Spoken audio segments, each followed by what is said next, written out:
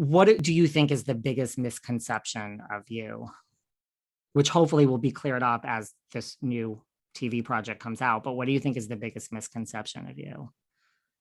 Well, the one thing that I keep hearing from people, and they said it in Tiger King, is that I'm hiding something. And I'm not. I've put it out there from the very beginning. When we were first looking for Don, I was reaching out to the sheriff's office. I was giving them every clue I possibly came across. They were coming out to the sanctuary all of the time.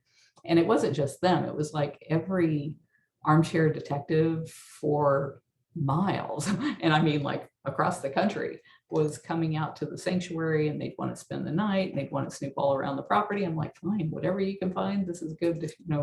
Anything that helps us is great.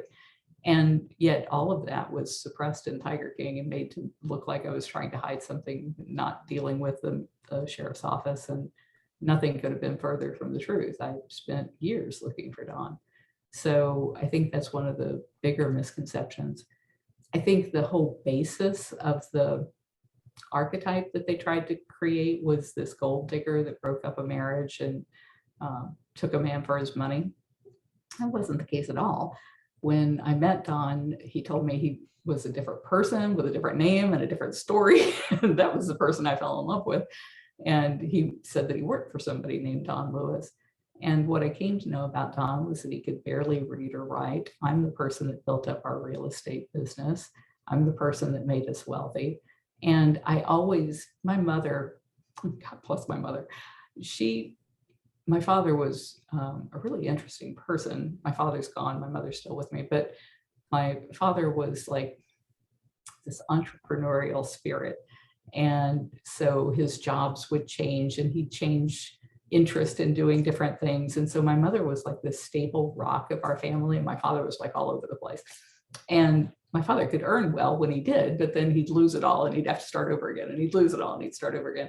And so the one thing that I noticed growing up is that my mother always made it look like my father was the smart person that made all the great decisions, that pulled the family through. And I'm looking at this and I'm like, no, it's not, it's her.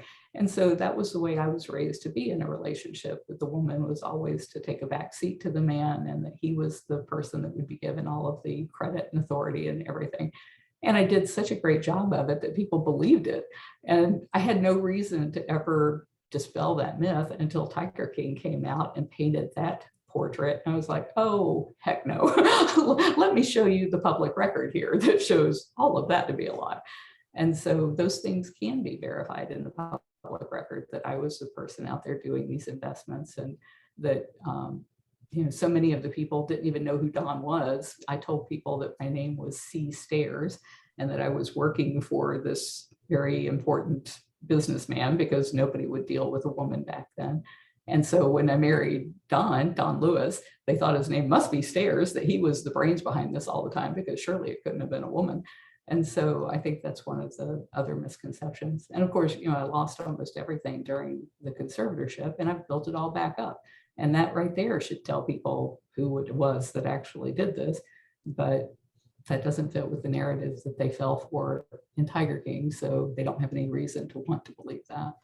Do you think anyone knows that? Like, do you ever hear from women that say, like, you go, like, you took on someone that's in jail without any fear. You had no fear of all these other situations. You did build this business. Do you think anyone gets that? Like, do you hear from women ever that are like, you're a role model, you're a powerful woman, like, I want to grow up and be like you have no fear, you built a business? Do you hear from women like that?